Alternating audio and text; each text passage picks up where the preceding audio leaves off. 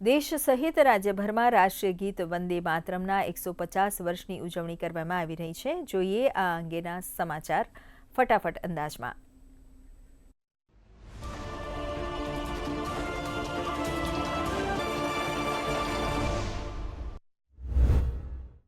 છોટાઉદેપુરમાં વંદે માતરમ રાષ્ટ્રગીતના 150 વર્ષની ઉજવણી મંત્રી ડોક્ટર મનીષાબેન વકીલની અધ્યક્ષતામાં યોજાયું સમૂહગાન। અધિકારીઓ અને કર્મચારીઓએ સ્વદેશી ચીજવસ્તુઓને અપનાવવાના લીધા શપથ। રાષ્ટ્રગીતનું સૌએ સાથે મળીને જે અધિકારીઓ હોય જિલ્લાના તાલુકાના બધા જ મળીને જે રાષ્ટ્રગીત પણ ગાયું છે અને વધારે ગતિશીલ કેવી રીતે આ જિલ્લો થઈ શકે સાથે મળીને એની ચિંતા કરીશું।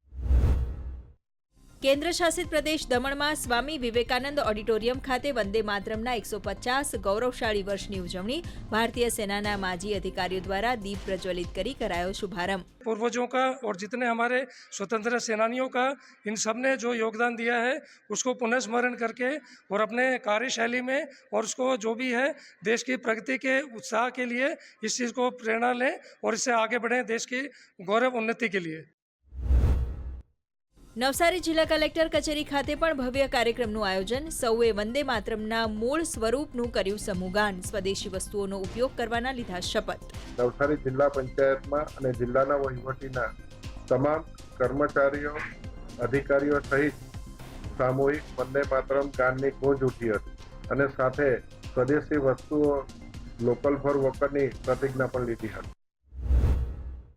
બંકિમચંદ્ર ચટ્ટોપાધ્યાય દ્વારા રચિત વંદે માતરમને 150 વર્ષ પૂર્ણ। દ્વારકાના જગત મંદિર પ્રાંગણમાં ભવ્ય સમૂહગાનનું આયોજન।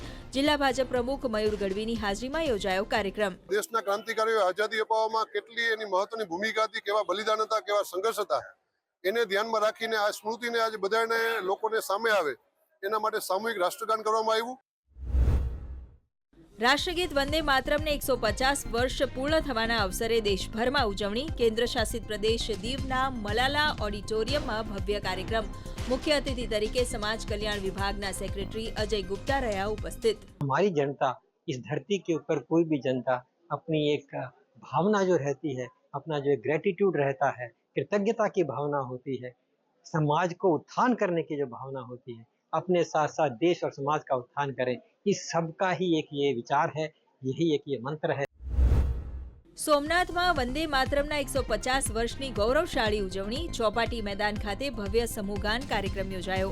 સોમનાથ ટ્રસ્ટના મેનેજર તથા કર્મચારીઓ રહ્યા હાજર। સોમનાથના પટાંગણની અંદર વિવિધ મંદિરોમાં ગીર સોમનાથ જિલ્લાના બધા જિલ્લા પંચાયત, તાલુકા પંચાયત, નગરપાલિકાઓમાં અને સ્કૂલ કોલેજોની અંદર જાહેર પબ્લિક પ્લેસ ઉપર અને તેમજ અમારી ભારતીય જનતા પાર્ટીની જીરા કાર્યાલય પણ આનું રાષ્ટ્રગાનનું સન્માન અને તેના આજે 150 વર્ષ પૂર્ણની ઉજવણી કરવામાં આવી છે। મહીસાગરના ઐતિહાસિક માનગઢ ધામ ખાતે સમૂહગાનનું આયોજન। સ્વાતંત્ર્ય સંગ્રામની શૌર્ય ભૂમિ પર રાષ્ટ્રગીતના સ્વર ગુંજ્યા। સ્વદેશીની શપથ સાથે રાષ્ટ્રપ્રેમની લાગણી કરવામાં આવી વ્યક્ત। નડિયાદ જિલ્લા પંચાયત કચેરી રાષ્ટ્રીય ગીત વંદે માતરમના નાદથી ગુંજી ઉઠી। હાજર સૌએ રાષ્ટ્રગાન સાથે સ્વદેશી વસ્તુના ઉપયોગના લીધા શપથ।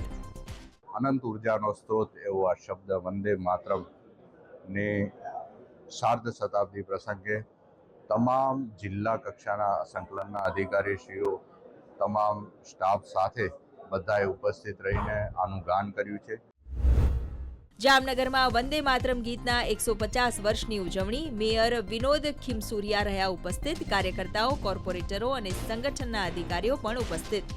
રાષ્ટ્ર માટેનું એનું સમર્પણ અને એમની જવાબદારી એનું આખું આપણે કદાચ નવાઈ લાગે કે 5000 વર્ષ જૂનું લગભગ અને વેદમાં એના વિશે શ્લોક અલગ અલગ શ્લોકથી બહુ સરસ રીતે વર્ણન કરવામાં આવ્યું છે।